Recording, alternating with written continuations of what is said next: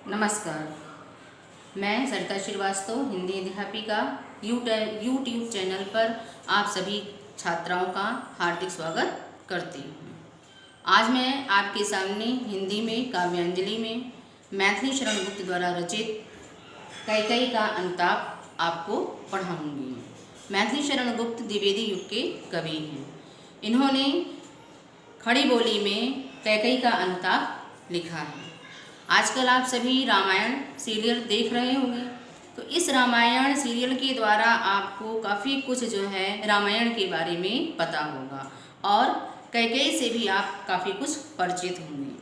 तो इन्हीं कैकेयी के बारे में मैथिली शरण गुप्त जी ने काफ़ी कुछ लिखा है। देखिए मैथिली शरण गुप्त ने कैकेयी के बारे में क्या लिखा है। उन्होंने लिखा है कैकेयी का अनुताप। अब इसमें लिखा है इन्होंने कुछ पंक्तियां उनकी इस प्रकार से हैं। देखिए, निज जन्म जन्म में सुने जीव यह मेरा, निज जन्म जन्म में सुने जीव यह मेरा, धिक्कार उसे था महास्वार्थ ने घेरा, धिक्कार उसे था महास्वार्थ ने घेरा, 100 बार धन्य वह एक लाल की माई, जिस जननी ने जना है भरत सा भाई, पागल सी प्रभु के साथ सभा चिल्लाई, पागल सी प्रभु के साथ सभा चिल्लाई, 100 बारी धन्य वह एक लाल की माई, 100 बारी धन्य वह एक लाल की माई। अब आइए इन पंक्तियों का अर्थ हम जो है समझते हैं कि इन पंक्तियों को मैथिली शरण गुप्त ने किस प्रकार से व्यक्त किया है।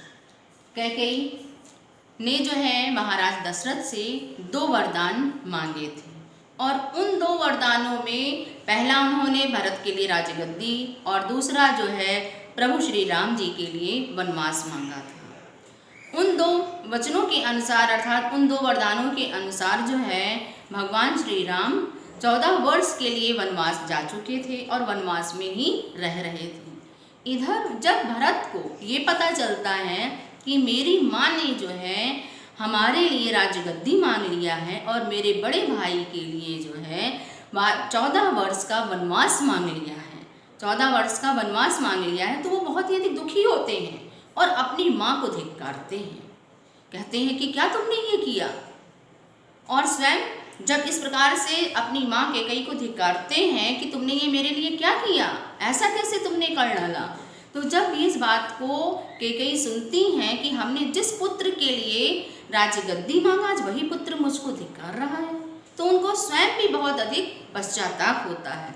तो यहाँ पर कैकेयी का अनुताप जो शीर्षक है, इसमें अनुताप का अर्थ यही है कि पश्चाताप, अर्थात कैकेयी ने बहुत पश्चाताप किया है जो प्रभु श्री राम को 14 वर्ष का वनवास दे दिया और अपने पुत्र के लिए राजगद्दी मांग लिया, और पुत्र ने आते ही ननिहाल से आते ही अपनी माँ को कितना धिक्कारा।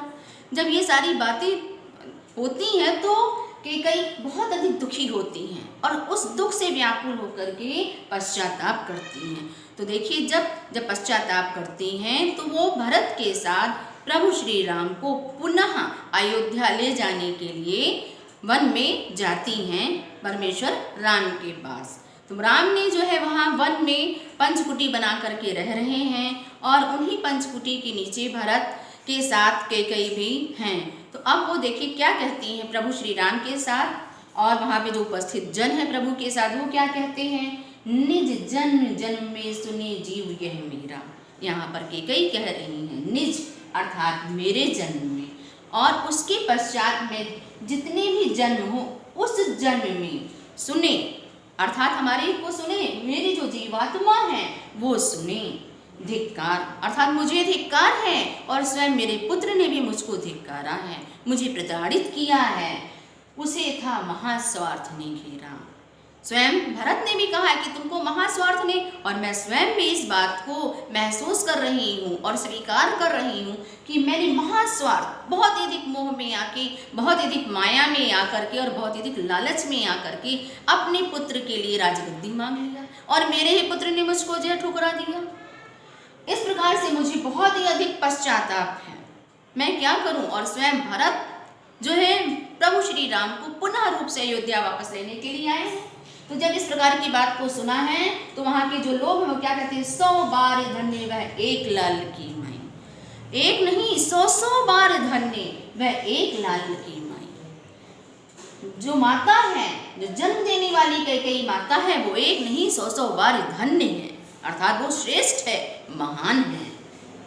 जिस जननी ने अर्थात जिस माँ ने, जिस माता ने भरत जैसे भाई को उत्पन्न किया, जिस माँ ने अपने मुंह में आकर के राज्य मांग लिया और उसी भाई ने अर्थात उसी पुत्र ने जो है ठुकरा दिया। तो इस कारण से जिस जननी ने अर्थात जिस माता ने जो है भरत जैसे भाई को जन्म दिया, वो माता सच्चे अर्थों में धन्य है। पागल सी प्रभु के साथ सभा चिल्लाई। अब इस प्रकार का करुण दृश्य देख करके कि कैकेयी भी रो रही हैं, भरत भी रो रही हैं, तो प्रभु राम के साथ जितनी भी वहाँ पर उपस्थित सभा थी, सभी जैसे मानो पागल से हो गए हों, पागल से हो गए हों और पागल से हो करके एक साथ बोले, क्या बोले, 100 बार धन्य वह एक लाल की। एक नहीं सैकड़ों बार वो धन्य है वो माता, जिस माता ने भरत जैसे श्रेष्ठ पुत्र को जन्म दिया और उसने जो है लालच नहीं किया। माँ ने कर लिया किंतु उसने लालच नहीं किया, इस कारण से वो धन्य है। वो जन्म देने वाली ही माता धन्य हो गई जिसने ऐसे पुत्र को जन्म दिया। और स्वयं कैकेयी जो है अपने लिए इतना अधिक पश्चाताप कर रही हैं कि आज मुझको भी मेरे जो है पति ने तो ठुकरा ही दिया था, आज मुझको भी जो है मेरे पुत्र ने ठुकरा दिया। इस प्रकार से कैकेयी पश्चाताप के आंसू में रोती है। छात्राओं, ये बोर्ड की दृष्टि से, यूपी बोर्ड की दृष्टि से ये पंक्तियाँ बहुत ही अधिक इम्पॉर्टेंट हैं अर्थात महत्वपूर्ण हैं। आप इन पंक्तियों का अभ्यास कीजिएगा। जैसा कि मैंने जो अर्थ आपको बताया, इसको आप अपनी अभ्यास पुस्तिका में लिखिएगा और आशा करते हैं आपको हमारा पढ़ाया गया ये काव्य पाठ आपको अच्छा लगा होगा। यदि अच्छा लगा है तो आप कमेंट्स बॉक्स में अपना मत अवश्य जो है दीजिएगा। धन्यवाद।